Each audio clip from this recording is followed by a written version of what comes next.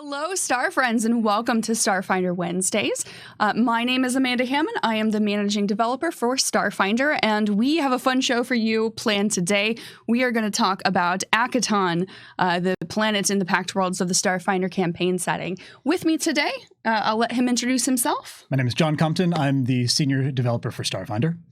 All right. And so, John, why don't we just lay the land here a little bit about this topic that we're talking about today? Akiton is one of the planets in the Pact World settings. Tell us a little bit about your participation in building the lore behind this planet.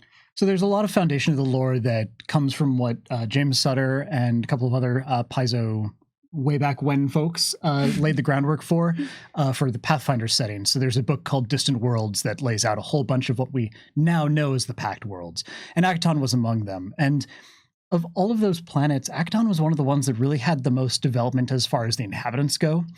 Like Castrovel had a little bit of information about the Formians and the Lashuntas, but it was like Akiton where it's just like, and these people live here, and these people live here, and these people live here. Yep. And so there was a whole lot to work with there. But also, when it came to the Starfinder core rulebook, every one of the planets has its own 2-page spread that has like mostly art, but a little bit of information as far as like what they're about. Very high level conceptual information about what type of setting is this, what type of adventures do we run here, giving GMs just a little bit of a kernel. And in true James Sutter fashion, there was a whole bunch of like quick name drops. Yes. This is one of his stylistic specialties is he'll be like, yes, and out there are the dangers like the razor-toothed schlurblblurbs and the anger-winged blagablargs. Yeah, and you're just like, James, what are these things? He's like, I don't know, smoke bomb. But we'll be able to expand upon them in the future. And it turns out we did long before we ever knew we were going to do a Starfinder or any sort of expanded campaign setting in space. We had all of these things in the foundations laid for it. So thanks to James Sutter for that. One little deep lore piece of information about Starfinder is that the Ysoki originally were just referred to as the rat people, right, of Akiton. The rat men. The rat men of Akiton, right? And it was just this thing that's like, well, are they actually rat folk or are they a separate thing? And then talking about that internally and having James be like, I don't know, I figured we'd talk about it and figure it out later. And that's future James's problem. Being the answer to that question was really fun because then they, of course, became one of our core races and we were able to build out a lot of lore based on really just that word drop on Akiton. Mm-hmm. Yeah, and so like there were the drops in Distant Worlds, but even in the core rulebook, there were a couple of different updates where it was like, okay, we know that the city of Arl is a thing in Pathfinder. Now Arl is described again in like a sentence in the core rulebook, or there are a couple of new things entirely, like the city of Daza, which came out of not Pathfinder, but suddenly there's this little single name drop of Daza, the like irradiated city, and I'm like, oh gosh, that's terrible. But it became my job in working on Pact Worlds for Akiton in particular to try and come up with more than a few words about each one of those. So there was definitely a lot of fertile little name drops and hints here and there to work off of, and a lot of existing canon to say, how can we adapt this into a sci-fi setting? Or what might have happened to this place 3, 5, 8,000, however many thousand years later? Yeah. So Distant Worlds was definitely a big starting point. I think so. Yeah, that makes a lot of sense. You know, and it's really interesting because the very foundations of Akiton really set the stage for the types of stories that we want to tell. And we'll talk about that later, but spoilers, there's a lot of Wild West themes going on this planet. But from the very beginning, the building blocks of what this planet is, it talks about it being a geologically dying planet. That it's a planet that was very lush at one point, that was warm, and that over thousands and thousands of years, the core of it cooled, the atmosphere of it thinned, and it turned into this desert kind of wasteland outside of the urban areas. Yeah, and that's one of the things that really speaks to my interest, because I love the like geology of these terrestrial planets, especially I really like Mars and how its geography operates, and how it's like, okay, well, used to be pretty darn wet, and then look, it doesn't have a geomagnetic sphere or field anymore. Yeah. So no atmosphere, deal with it. Yeah, and we definitely base Akiton around Mars, and for the longest time we were just calling it Mars and Starfinder early on, because that concept interests us. A desert planet with a thin atmosphere, and mining actually taking place, which isn't necessarily a Mars thing because people don't live on Mars. Yet. But theoretically that could potentially be a thing. So how did you extrapolate on that when you were writing up expansions of some of these different types of areas and the different types of species that live on the planet? So even though there are a lot of species that are like human size or double human size on Akiton traditionally, it always kind of struck me as weird that like all of these could survive in what was a planet that had like virtually no agriculture and like no plant life to speak of. So one of the things I made sure to do in the write-up for our Starfinder version of Akiton was to say, it used to be really sparsely populated. Most of these groups did not interact with each other except occasional trading intersections. Yeah. And then suddenly they were part of the Pact Worlds, and there were food imports. And like all these populations, especially Soki and Keshtis, who are rat folk and lizard people, basically their populations explode. And suddenly it's like, oh gosh, we do not know how to deal with these growing pains and all the different conflicts that come out of that. So that was one of the things, but I think that the Starfinder team really did a neat job of laying the sci-fi groundwork of what makes Akiton in Starfinder, because there's this boom for mining a thing called Thasteron. And before we have drift travel and all this faster than light speed travel, Thasteron is basically this sublight starship fuel. And so if you want to get anything accomplished in spaceflight, you have to have this stuff. Yeah. We've never really defined like, what is Thasteron? How does Thasteron? Yes. We've only just kind of implied that it's still useful. Yeah, and it's interesting to me that we also use that to play into the dying planet theme, because there was this big boom for mining resources for Thasteron, and then drift travel happens. And all of a sudden it's not as useful as it once was because of the gift of being able to enter the drift and travel changing fundamentally. And that really mirrors a lot of stories kind of about the Wild West, right? And resources changing, and there being just sort of this struggle to survive what once was a very booming economy.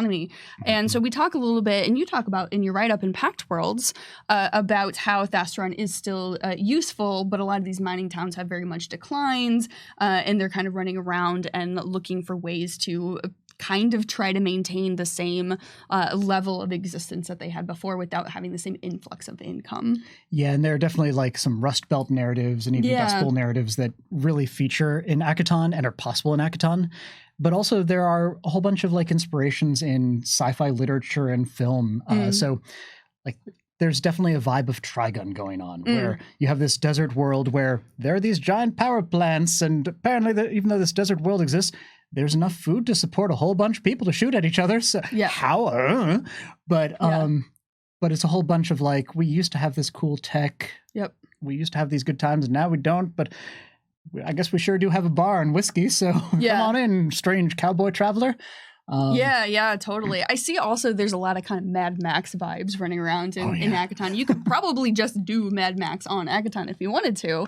Where do you think would be the best place to do something like that? Something that's wilderness, that would be open and kind of lawless and really facilitate that sort of travel type of narrative? There are a bunch of different places. In fact, we can pull up a map of Akiton's surface, and basically the map of Akiton has a couple of different wide expanses on it, and one of them is just near the Alkari Plateau, where I ended up putting in a whole bunch of different bandit gangs that are like basically the Mad Max groups that just like, oh my gosh, we're coming over the hills, and we're the not war boys. Yeah, exactly. There's like the Arroyo Boys and the Sandstorm 9 or something like that. Oh, the Kasatha bandit group. Yeah, it was just like, oh, who do people tell stories about? And it's like, or when you have like the classic Western moment of who's on the wanted poster, and then of course the doors into the bar open and it's them. It's literally perfect because the Kasatha can have the mouth covering just on the wanted poster. Wanted, a Kasatha with its mouth covered. Well, all of them have their mouth covered, so which one? Yeah, be more specific. You're gonna have to be more specific. Yeah, but those scenes are absolutely there to say, okay, we have caravan narratives and setups where if you just want to hire on and be guards for some caravan for part of your adventure or to get where you need to go, you're going to do this, then it's just naturally setting you up for all sorts of great conflicts on that front. So there are those. But there's not a lot of like suborbital starship transit. And that's partly just to maintain that theme of overland transit, but there's also just Akiton has some sort of really bad past with starships. Right, yeah, that's really interesting. There's crashes and things all around the planet, right? Yeah, and a whole bunch of it's not explained because one of the things that like I really love playing with the gap, even when I'm told not to. So like to cause trouble on that front. You're playing with fire there, John. I am. So one of the things we have is like, you know, the gap ends and there's all these signs of like thousands upon thousands of starships having crashed a couple of centuries earlier, maybe. Yeah. And we never have this explanation, but maybe it was like some sort of big space opera intergalactic combat, or it could be pretty much anything, right? The graveyard of starships is always a really interesting thing to play with, especially on a place like Akiton that is fairly hostile to life. Like you said, doesn't have a lot of agriculture. If you crash in one of the rural areas, you might be screwed unless you come across a band of creatures that maybe are helpful or maybe aren't. And you mentioned earlier the different species that live on Akiton and that it was one of the most developed places as far as the groups that lived on the planet. And a lot of the most, I would consider kind of famous groups of creatures in the Pact Worlds and in the setting originate from Akiton, like Yosoki, like Shobad, like Akeshti, like the Contemplatives of Ashok. Yeah. What were some of your favorite ways of playing with those groups and sort of influencing the way people see them because of their origin? So I'll start with the Contemplatives because the Contemplatives are basically way back in the Wen times, you have this super intelligent species and they say, you know what, we've developed psychic powers. We can control our own evolution. Let's make our brains bigger. And so now it's just like... Who doesn't want a bigger brain, right? Yeah, now they're just like these 60-pound brains. And their little bodies are hanging off their brains. Yeah, so it looks almost like a blimp. But your little cabin is what remains of their body. Don't call them blimps. That's actually very insulting. They're going to get insulted by anything you say. Blimp brains. Whoa, dang. Starfinder canon, blimp brain is an insult for Contemplatives. Hey, that's your fight to start, not mine. That's fine. But basically we have them in Pathfinder and they're like super magical little creatures. And then we add in technology. And so we have a bunch of these different species that we approached in Starfinder. We said, well, they used to be super magical. Now we added laser guns. What do? Yeah. And so one of the things I did with Contemplatives is I said, you know what? There's a big split in how some of them behave. Some of them are like, yeah, tech, all the time tech. Now we can be computer whizzes. And some of them are like, no, technology will ruin our youth and like spoil our super brain times. We can't have screens or, the internet. Our purity of mental capacity is at risk here. And they talk like that. Oh, gosh. That's why they have telepathy. That's why they have telepathy. You don't actually want to hear their voices. Like telepathy, they're allowed to sound like James Earl Jones or something like that. But then when they speak, they're like, hello, please. In their brains, they're just like, hello, we are the mighty Contemplatives, and we are here to inform you all about our culture. We are super buff, as you can tell by our voices. Then you see their actual brains, and it's just like seeing the wizard behind the curtain. Shut up. Yeah, so... Stop calling me a blimp brain, that's not very nice. Oh my gosh, mind thrust. I do like the just reflexive mind thrust for somebody who's insulted them. You can do the 2d10, roll it. Yeah, you want to keep on insulting me now? So we have that. And then the Akeshtis were one of those like super mysterious ones as far as Pathfinder was concerned, where it's just like, they're a lizard folk. Here's a piece of art. Yeah. Do we know anything else about them? No. And we have so many flavors of lizard folk, and we had so many flavors of lizard folk in Pathfinder that it was like, what should we do with these to make them be set apart, because they're really cool bad guys and villains, but also they're a complex culture in Starfinder as well. And so, one of the things that we like to do is give people a lot of ecological and societal information about species so that they can be threats, or that they can be allies, or people that you would encounter in various ways in adventures. And I think that was a challenge that you had when you were looking at Akeshti. Yeah, and fortunately I had the benefit with Pact Worlds of a previous author already having gone through and given the Akeshtis an entry in Alien Archive. So I had some good stuff to work off of.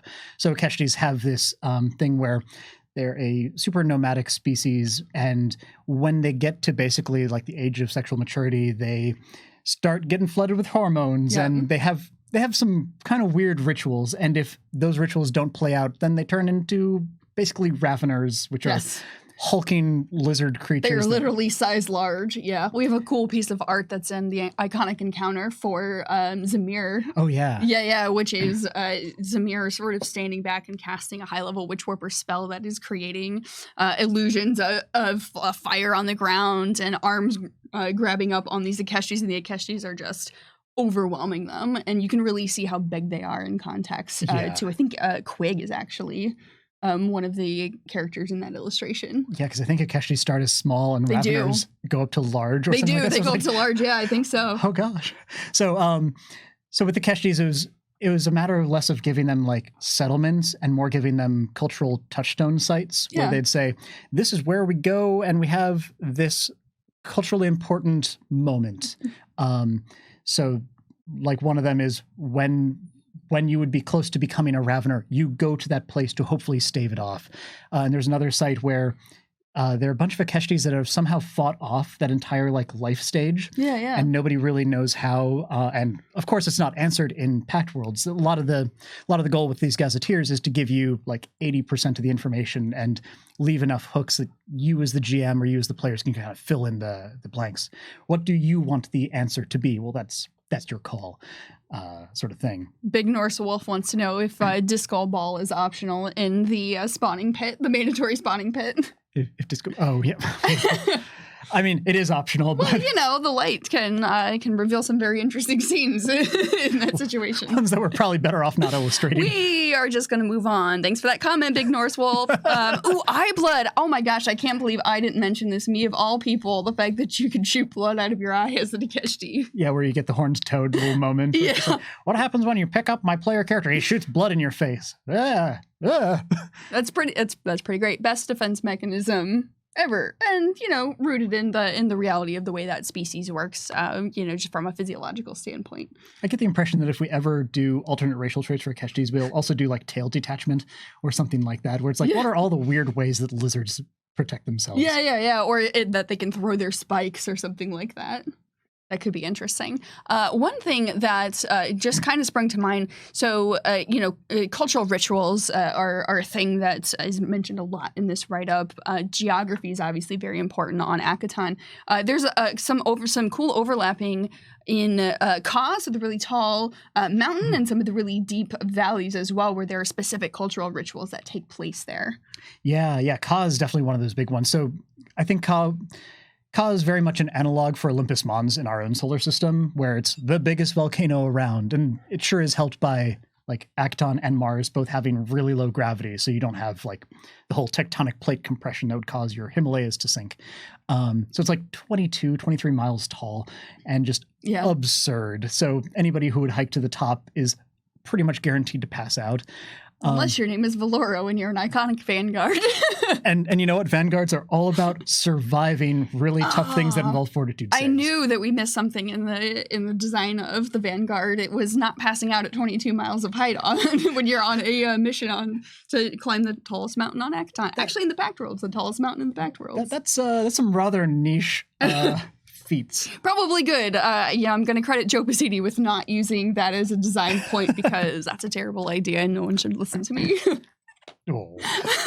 But yeah, so like even in Distant Worlds, Ka was called out as like this place where you go up, you hike it, and you come back and you're changed. You're different. Maybe it's from the thin air, but there's also sort of this mystical implication. Yeah, there really is. There's this sort of, is there or isn't there some sort of like magical element about this, or is it just, the physical journey that is sort of changing your brain chemistry from going that far up in elevation on this mountain? It's really kind of an interesting thing, and I feel like you've done interesting things with it. Yeah, because we have like the Shopods, which like Ka is basically one of their key sacred sites. Yes. And like one of their ways of solving arguments is instead of like punching each other, yelling who can yell the loudest, it's okay, we're both going to start running up the volcano and whoever passes out first clearly was wrong. Yeah. So, it's not necessarily safer for anybody, but But it it's sure different. does keep the entire society from devolving into just punching each other. Which is kind of how they've been presented before, and they certainly have plenty of reason to punch other people because, like, part of the Thastron collapse is that like people start looking for any other means of sustenance or sustaining their lifestyle, and a lot of them look to the Shobhads, who are these kind of hunter-gatherer, herder folks, and having this lovely pastoral culture. And one of the things that I put into the Pact Worlds article is like this push for neo-pastoralism, where they're like, you know, a whole bunch of your Hilki humans and Yosoki are just like, I'm going to grow out my hair and wear some Wookiee harnesses. Yeah. I'm going to herd some goats because that's like living in the wilderness. Yeah, I'm doing the thing. Also, I'm going to wear feathers like the Shobhads do. And the Shobhads look at it and they're like, oh my gosh, your What cultural are you doing? appropriation, please stop. Yeah. And so they're like in there, it's, yeah, you can wear this getup all you like, but if you show up in the equivalent of indigenous garb on Halloween, then the Shobhads will basically punch you. Yeah, they are not here for your garbage. They are really not. And I appreciate that. I think that's a fun part of the setting. I mean, I really loved putting in what different groups think of each other. And that was one of those opportunities. Yeah, that's interesting. And you mentioned the Hilki humans, right? So we've got these humans that settle the planets. It's kind of indistinct as far as how long ago it was, but long enough for them to sort of branch out evolutionarily.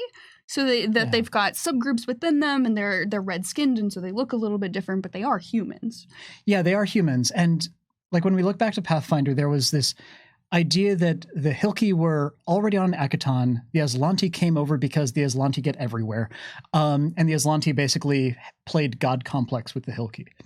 Like they do with everybody, because Like they do with Aslanti. And so like in Pathfinder, the Hilki spoke Aslanti. They didn't have their own language anymore at that point. And so at this point, they've had however many thousands of years to kind of reestablish their own identities now that the Aslanti are no longer there. And that was one of those points where, like, looking at how we do the government, how we do their culture in Starfinder, like, okay, there must have been some change. We can't just say there's been one continuous empire for all these thousands of years. That's usually not how it works. Yeah. So I think we ended up doing something where we took their monarchies and we said, well, they sure did stop doing that. And then the collapse happened, and they're like, you know what would bring order? More monarchies. Let's do this again. It's almost as if we did this before and it was a bad idea. Yeah, pretty much. Yeah. and that leads to like the main city of Arl, which has been there since time immemorial. Yeah. And I think we have a skyline picture of that as well that we can pull up. And so you get Arl, and it's developed. It has all these continuous occupation cultural moments and touchstones like gladiatorial combat. Oh, yeah, absolutely. Which is totally like a John Carter of Mars sort of business. Yeah, I really can visualize what gladiatorial combat might look like. And there we go. Thanks, Peyton. You're welcome. But yeah, so that's Arl. And like you said, Arl has got this very deep sort of cultural history that goes all the way back, way before the Gap as well. But, has got a lot of things in it that are very ripe for stories around tropes with gladiatorial combats and the big city elements from like a Wild West type of narrative where people are going to their our iconic character, our iconic Vanguard Valoril actually goes to Arl, right? Yeah. Both our Vanguard and our mechanic end up in Arl at some point in their careers or in their backstories. And so it's like this hub, right? Yeah. If you're going to go anywhere on Akiton, you're probably going to end up there, whether you intended to or not. and I think Arl is also a really good illustration of one of the other things that Akiton's really great for in the Starfinder setting, is that we have a whole bunch of planets that are like part of the Pact. They follow Pact laws. They say, oh yes, of course you can't just shoot people in a bar. Yeah. That is not how Verces works. That is not how Triaxis works. But it's kind of how Akiton works, because almost all of the territory is not policed. Yeah, absolutely. So there is this sort of martial law element to even like in the big city, I think. Yeah. And it's partly an adaptation to the Thastron bust, because you have during the boom, it's like, oh yeah, we want to be part of the Pact Worlds. Let's bring in all this business. Yeah. And suddenly when it's a bust, then they're like, well, how can we bring in other business, any business at all? And the answer is kind of deregulation. Yeah. So they're like, there's no more regulatory commissions on Akiton except the gladiatorial circuit. So there's basically, what's the local government? The NFL. And the city is very much a result of what would happen if the NFL was in charge of the city. You want to talk a little bit about the well, actually, before we do that, we had a question from Hexgrid Heroes asking where that piece of art comes from, and it is actually the chapter opener in Pact Worlds. Yeah, we have some really cool double truck art pieces, both in the core rulebook and in Pact Worlds, and we'll be bringing up the one in the core rulebook soon enough. Yes, but we were talking a little bit about the governmental structure of Arl and how deregulation is absolutely a thing. The NFL basically runs the city. It's got pretty much like a dictatorship thing going on. It does, and it's one of those like as far as you can see sort of dictatorships. Yeah. So it's by no means a planetary government, but Arl controls the Arlkari Plateau, and after that, you're on your own. Back to pistol. But there are also like some industrial or corporate little micro governments that take place there. So that's a little bit of my like Shadowrun fandom coming in of. So there's this company called Vitari Tech, which was new to Pact Worlds and basically is your totally sketchy research and development corporation. What do you mean? They're just trying to better our civilization on Akiton. They really are. And like, I remember, maybe 20 years ago when larger corporations started to buy out a whole bunch of the football championship games. And it's like the Chick-fil-A Bowl. It's like, what? That is not a fruit. Or starting to sponsor the teams and the stadiums become named after them, and they drop off the historical names after old owners or players or whatever. Well, yeah, and at this point, the main arena in Arl is the Vitari Tech Coliseum. Yeah, it's like brought to you by Avatar Core. Thanks. So I really appreciate just the possibilities of what rampant branding and corporate control can do to a nice, innocent planet like Akiton. Yeah, right. And it's interesting that you mentioned that because, Arl, of course, is the big metropolitan area. It's still got that element of lawlessness, but there is very much this sort of almost insidious influence of the different companies that are involved on the planet. And there are things like old mining towns that still exist, that are in existence. And that has influenced the culture, I think, right? Everything from like Estuar, for example, has got some influence. Do you want to talk a little bit about some of those smaller companies and how they've gotten their fingers into the culture there? Yeah, a lot of them, I mean, one of the big things is that these companies used to be a big deal on Akiton, and then they overdeveloped, and then Thastron crashed, and they said, well, maybe for the next 10 years, we can try to make this work. And it didn't. And so they just uprooted entirely and left behind all of the company town workers and institutions, which then sort of also dwindled in an anemic way. So you have this this geographic feature called, I think it's the Golden Sea, the Golden Bay, which is like where they used to do most of their mining. And there's still all these like dust-choked towns, some of which still have some people. Yeah. Like in retrospect, I would compare it to the the Aral Sea, which is like dried up 90% now and has all those crashed ships where they've been stranded. All these fishing towns 100 miles away from what is now the coast. Yes. Interesting. So I think that there's some elements of that, whether I intended it or not, but those things are also just ripe for adventure locations. And there's one in particular, I think it's the Utopia of Tivik, which is like this bonkers thing that I just sort of made up where it's like, yeah, Tivik was this Yusoki who was totally full of herself, and she made propaganda town where everywhere you look, there's a billboard saying, Tivik's the coolest, or benevolent benefactors. Exactly. And like, so all of that propaganda still operates. Yeah. Even if you go in and you shoot up all the screens. Yeah. Because you are angry and you're apparently playing a video game, you come back the next week and there it's all repaired, but you never see who's repairing it.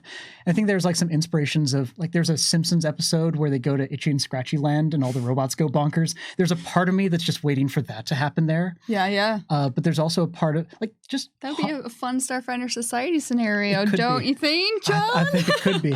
Chat.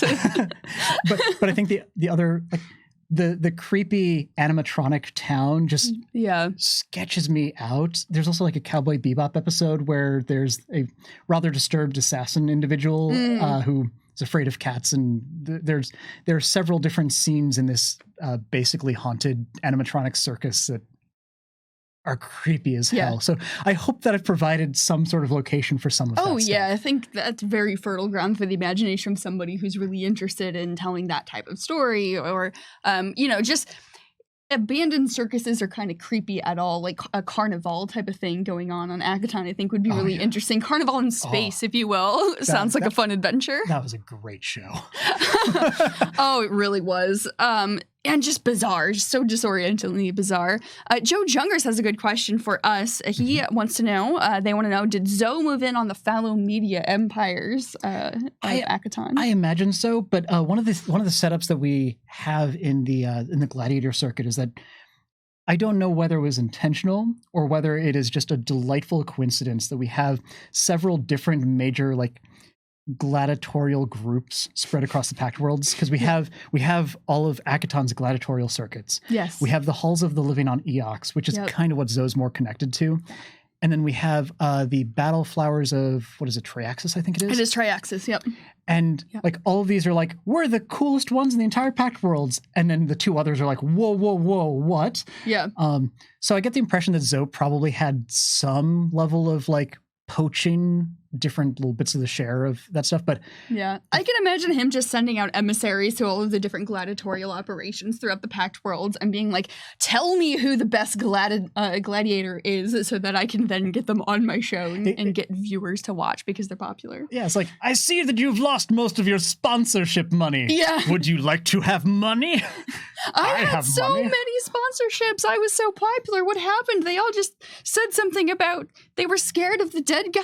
What's going on here? Well, if you don't care about being able to taste the food you eat or needing to breathe, then I have a job opportunity for you.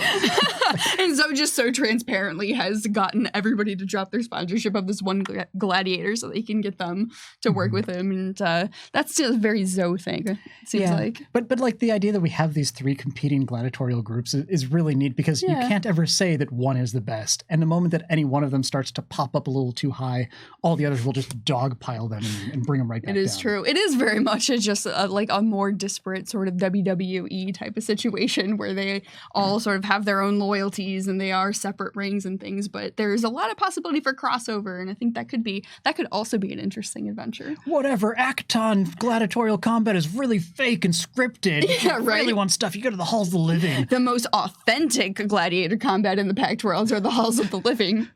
Authenticity is in the death. No, that's what, now that I think of Halls of the Living, they're already dead. I'm just imagining a zombie who's hopping up and climbing up on the rope and collapsing in on whoever. Haven't been suplexed until you've been suplexed by a zombie, clearly. That's true. Yeah. I mean, it's the smell, I think, that kind of gets you. Well, unfortunately, that's not translated on film. The authentic suplexes are the smell of rotting undead. Next topic. Next topic. Yeah. So let's see. What other adventure seeds do you particularly find interesting, or would you be interested in seeing somebody else put together? One of the things that Akiton really sets itself up for is a whole bunch of rags to riches sorts of stories. Okay. Because a bunch of people have been hanging on, or a lot of populations have been hanging on for a couple of centuries, waiting for the next big break. Right, okay. And so one of the ways to climb up is by joining one of these not terribly nice Akitonian gangs, but there are ways that you might be able to find that mother lode of mineral wealth out in the wilderness, or you might be able to find that crash site that is perfect and has super treasure that allows you to catapult to the wealth of a 10th level character and jump right into the adventuring life. Yeah. And so I think there's a lot of ways to be telling kind of small stories that then spin up in big ways. And Morrow, I think, is one of our cities that's really good for that. We have another skyline of that one. Yeah, we do. Yeah. I think that's going to be our fifth image. And Morrow is another one of those cities that sort of held over from Starfinder. That's not Morrow, Peyton. Don't get on my case. There we go. Do better. Did I get it right this time? That's the one. I'll pack my bags. Good job. Only took you 3 tries. I'm learning. So Morrow is another one of those cities that started out in Pathfinder times, and you take this huge Grand Canyon like rift and you just build into the sides of it. Yeah. And City of 1,000 lights, right? 1,000 lights. Like, I think the article even says like everybody laughs at that title now because there's so many more. Yeah, it's like 1 million billboards at this point, but it's like 3 miles Screw deep. you, Paris. We've got Morrow. I know. Oh gosh, it's the Venice of Akiton. It's not.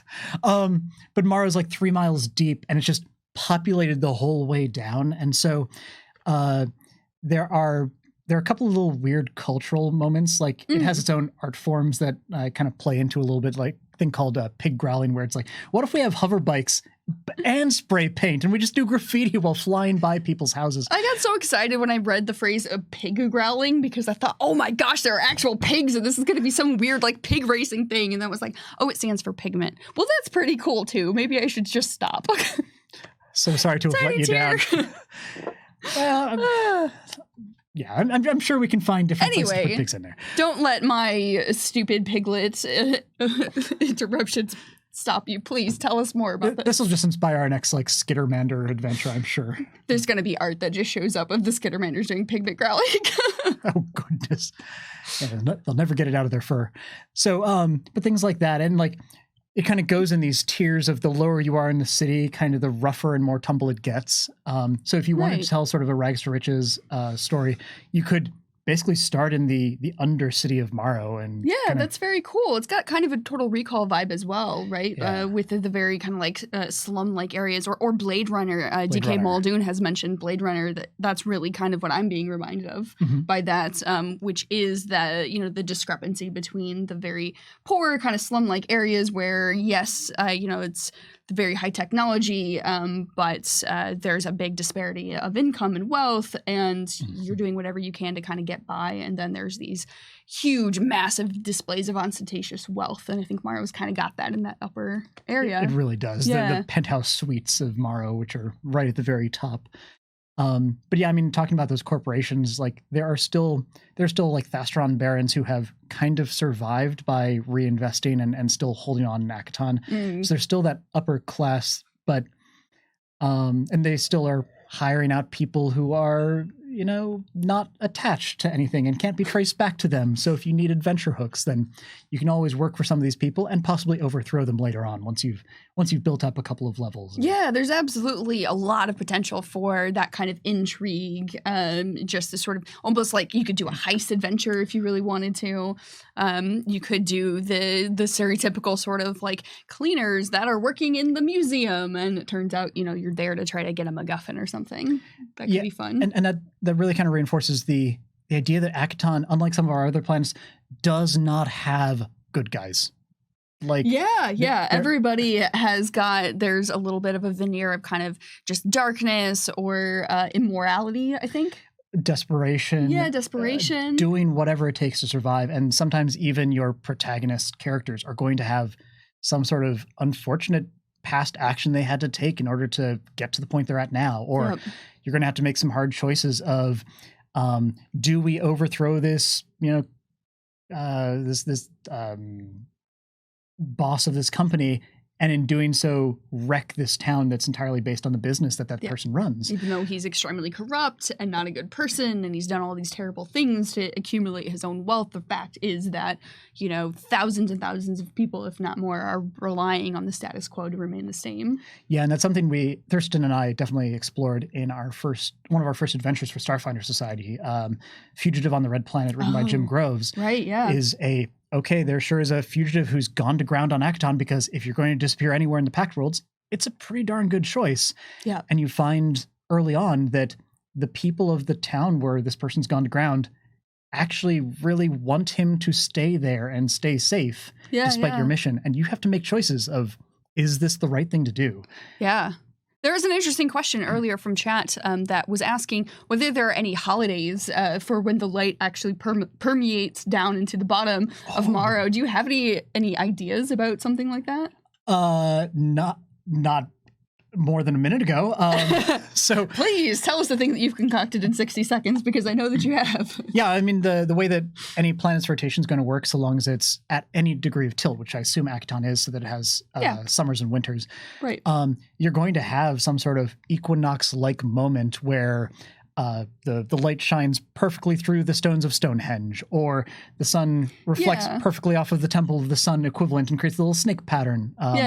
So I bet there's some sort of holiday where it's like the one day where the sun don't shine actually does. Yeah. In this one specific spot, and everybody comes out and they bring their beach towels and they lie on the rusty corners of the buildings and things to finally be able to get some sun. You know, they probably have a lot of vitamin D deficiencies down in the bottom of Morrow. They probably do. But I can also imagine some sort of like reverse pitch black. Yes, oh my gosh. Where instead of it being like, oh, when the darkness happens, then the creatures come out, like there's some sort of endemic species on the bottom of the trench that only comes out when it's sunny. And the only way they can survive is if they get that vitamin D from the sun. Well, and probably eat some people too. So there's like, well, you know, there's this 6 hour. Everybody needs snacks while they're on the beach, John. They do. I'm glad you're so sympathetic to these like flesh-eating worms that clearly live under the surface. Again, everybody needs snacks whenever they go to the beach. Oh, clever use of mirrors and reflective surfaces to make up for the gloom. Yeah, I'm reminded of, I think it's like northern Sweden has that one town in a valley where they're just like, yeah, we set up these mirrors so we triple our sunlight per year. Yeah, I mean, you know, you come up with interesting solutions for some of these problems that are native to the area just due to the fact of where something is situated or what the geography is like, that sort of thing. I can also imagine just some beautiful scenes of your PCs adventuring in the bottom of Morrow, and your rocket launcher happens to have destroyed one of those mirrors, and all the civilians who didn't care about you a minute ago emerge and say, "You have ruined our light."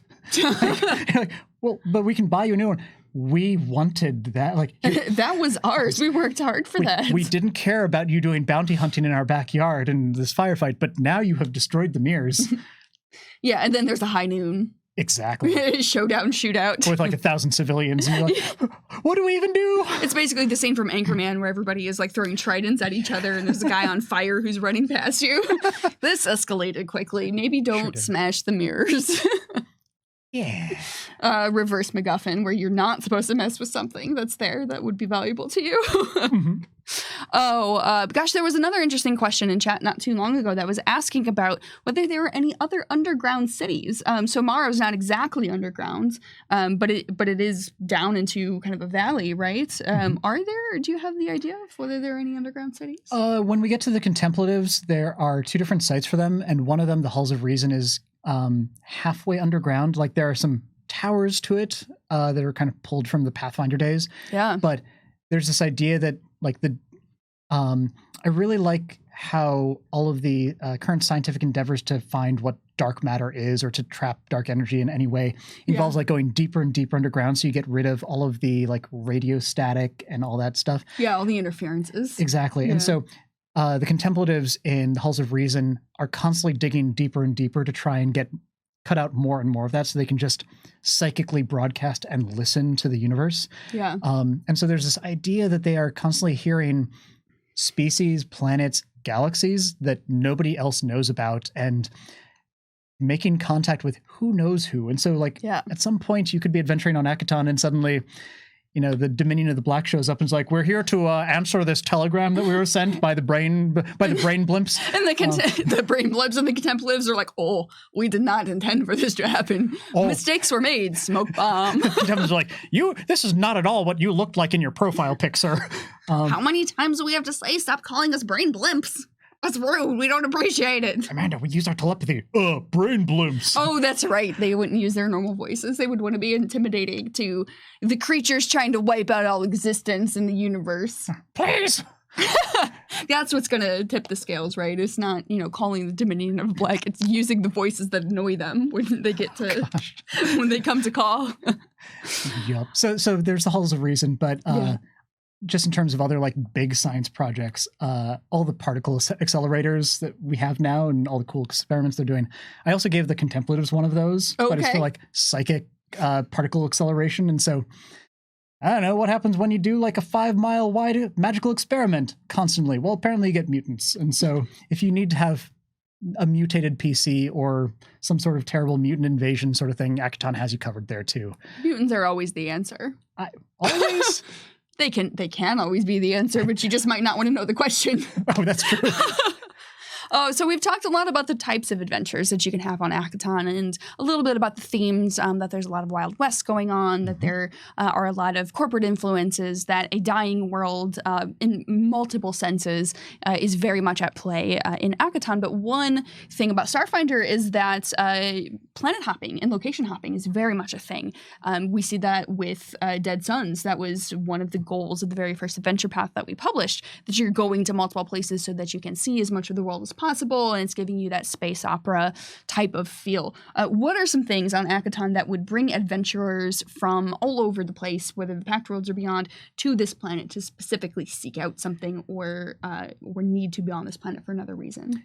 So, I mean, one of the like classic ones is going to be treasure maps. There are so many wrecks. Okay. There's so many places where we reference that like space pirates from the diaspora would hide their Blackbeard's treasure sort of thing that you could totally just go on a treasure hunt. Yeah.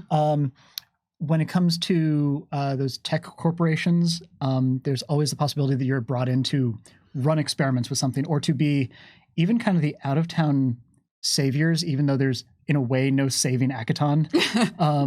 It's beyond redemption. In a way, like there are a couple different entries in there in the chapter. It's like a Deadwood type of thing going on, right? Yeah. But everybody has their own plan, and that Pitarrio Tech Corporation is one of those where they're like, we have this super cool like rehabilitation ray. We bet it'll work, and every time they fire it, like something else goes wrong. Right. So you might be brought in just because to work with them, or you might go there because that's the place that all of your enemies keep on fleeing. Because it's the one place they can just kind of disappear. Unless, of course, you're good at bounty hunting. Yes, which is also a perfect place to go if you are a bounty hunter. There's so many fugitives, like you said, little nooks and crannies and places to hide, using some of the creatures that live there as sort of cover for a creature or a person who's really not supposed to be where they currently are. Yeah, so there's a question in chat that is, I think, interesting, and I've got thoughts interested in yours. If we wanted to run a train job on Akiton, where would that be? That's a perfect Wild West trope for this planet. What do you think, John? So although we don't have any like train tracks that are stated as existing in Akiton, I would totally run one of those along the edge of the Adaio Rift, which is the big like Grand Canyon thing that goes around the belt of Akiton, because the moment that you have a cliff on one side in one of those train jobs, you have somewhere to kick people while you're fighting them on top of the train. And then they have jetpacks, of course. But like a Hans Gruber type of as he falls off. When I'm back. Yep, because I've got a jetpack. Is that what you wanted with your combat maneuvers? Because I'm back. So there's that. But also, I mean, going back to that Trigon inspiration, there's like a 2-part episode in Trigon, which is all about not trains on tracks, but more like trains on wheels. And that kind of plays into the caravan notion of Akiton. So if you want to do just more of a caravan heist rather than a train job, Akiton is totally the place to do that. Yeah, and I think there's a lot of potential for some of these smaller towns, some of these dying kind of company towns, to, you know, be needing to get supplies from Arl or from some of the other larger places, or just kind of supplies from off-world even, just depending on what the thing about their town really is. So, you know, pretty much anything that is essentially outside of town, you could take that type of location and run any type of train job, or you could do like a Magnificent Seven type of situation where all of a sudden it's being attacked by some sort of like big group of bad guys, maybe a Keshti, maybe Keshti, maybe some of those different bandit groups. The different bandit groups, right? And then all of a sudden you're holed up and you're trying to hold them off while you're keeping your loot free. I think that would be pretty cool. Yeah, and Seven Samurai is another inspiration for that sort of thing. Yeah. Or when it comes to bounty hunters or that sort of plot line, I mean, if you're watching The Mandalorian, then you probably have all sorts sorts of Star Wars love. So whether you want to be playing on Tatooine or just doing your bounty hunter thing when you're like, I'm going to be mysterious. I am mysterious. I show up. I shoot things. I am mysterious. I'm away. You can totally pull that on Akiton. And all of a sudden my mark is something that I didn't expect my mark would be. And I'm no longer a bounty hunter because I've decided that I'm going to go do something else. Mando Dad. Mando Dad. I'm going to go be Mando Dad and let Baby Yoda play with the radio stations in my starship. Mortal Engines is another good one. OTG Wraith. I was just seeing that. Yeah, one of the company towns was where the company said, you know what? Heck with building towns. Let's just make a big thing on treads, and so our company town can travel around wherever we need to, and it gets stuck in a sand dune. Yeah, that's really interesting. Yeah, that's I'm reminded of. I'm reminded of a lot of different things, but that trope of the train that is essentially settlement, that is essentially the town that's got all of the resources, and then something happens on the train. There's so many different examples of different films and shows where that happens, but that could be a cool adventure for Akiton too, where maybe there's Thasteron Baron who, is running this train line, or maybe there's bandits that are infiltrating this train and there are passengers on it or something like that. That could be really fun. Mm-hmm. Yeah, what else we got? All right. So, mines and claim jumpers working for Akiton. That's pretty cool.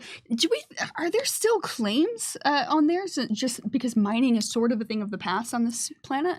So the mines and the claims and whatnot, I would kind of compare to like our modern day oil shale industry sort of thing, where there's always the question of, is it economically worth it? Because Thastron is still useful in the modern era for Starfinder.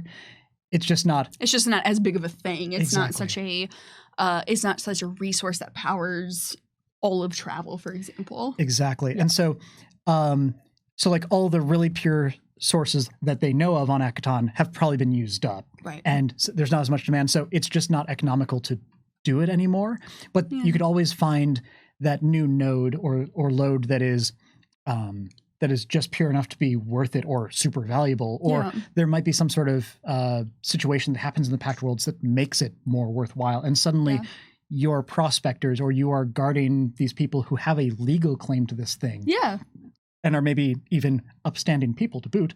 And suddenly there are all the claim jumpers that are jumping in and saying like, oh, we're just going to take this away because Akiton, we have guns, deal with it. Oh, that's really interesting. So you could totally still work on Thastron related adventures. That makes sense. Yeah. Having being sort of protectors or the muscle or the bodyguards of a group like that is a very interesting thing. Like you mentioned, maybe they're very, very good people and they're upstanding and they're trying to follow whatever laws are actually on the books, or do it in the right way. And then there are disparate elements that are coming to try to pull them away from that. There's also the flip side where you're basically working for like an Elswearingen type of character. Yeah, which I totally want an Elswearingen on Akiton now. You basically figure out, oh gosh, we're working for terrible people. What if we were in charge though? We're not terrible people, are we? We're PCs. We're always good guys, right? Yeah, or that thing where there's the Elswearingen character in the very small town, but then there's this bigger sort of evil that's coming in, the bigger Thasteron Baron or some other big rich person who's motivated by just wanting to take the resources from this town or exploit the people or something like that, and then having to sort of navigate that, I think, is a really interesting adventure seed. Mm-hmm.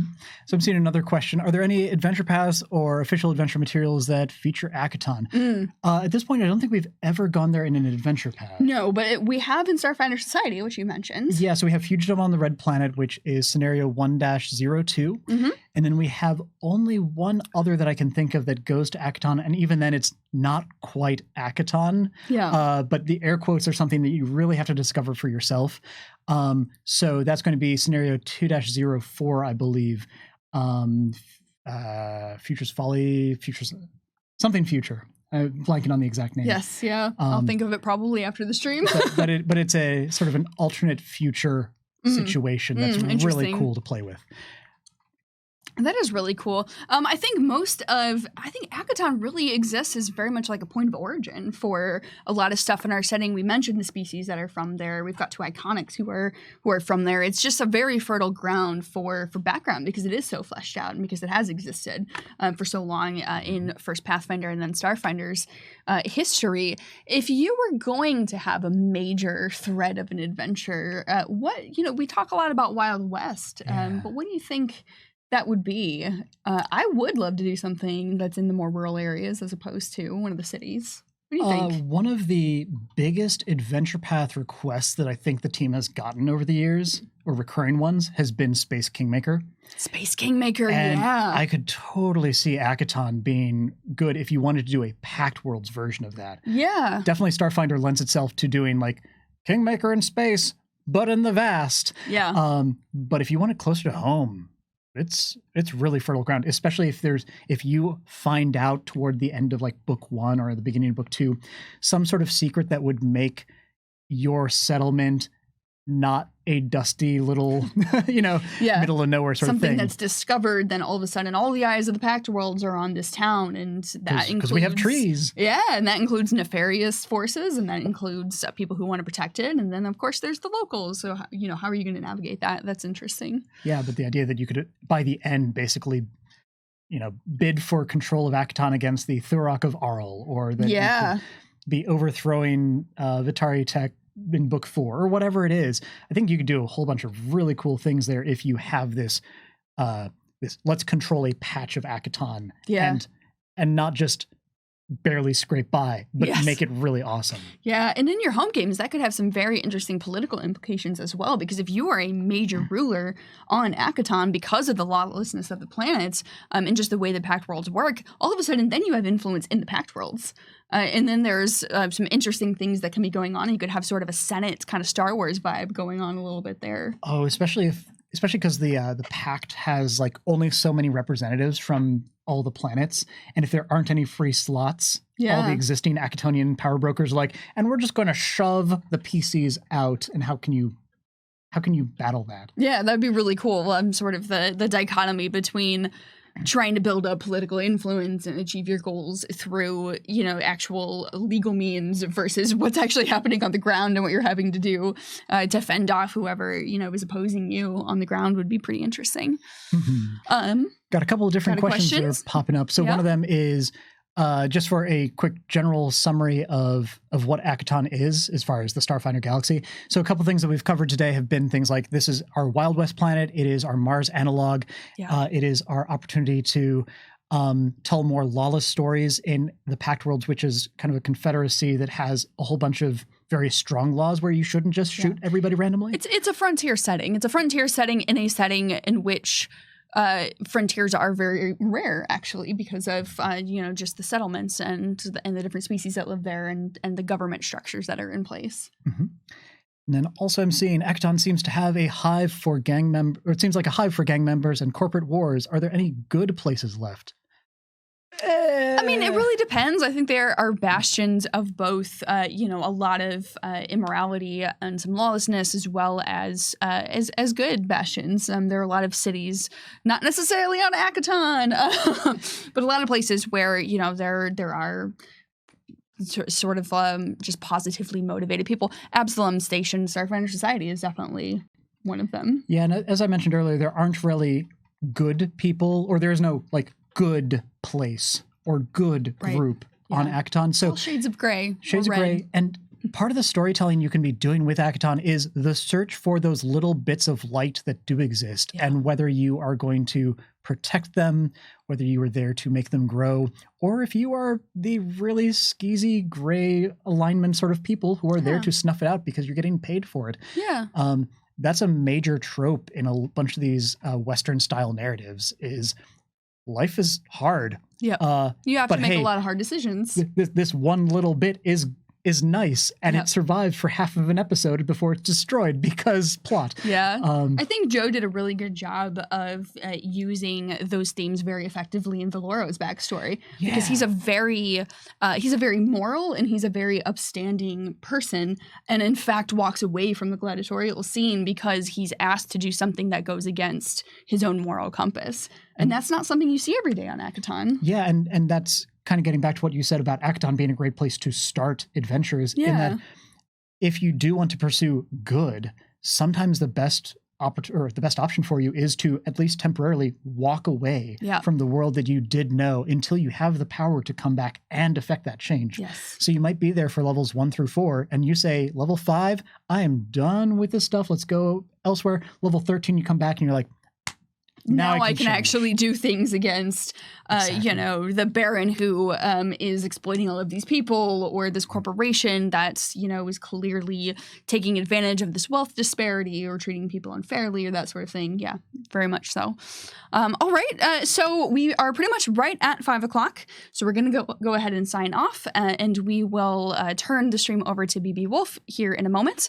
But today, thank you so much for joining us for Starfinder Wednesday today. We've been talking about Akiton. I'm Amanda Hammond, managing developer for Starfinder. And I'm John Compton, senior developer. And thank you all so much for joining us. We'll see you next week.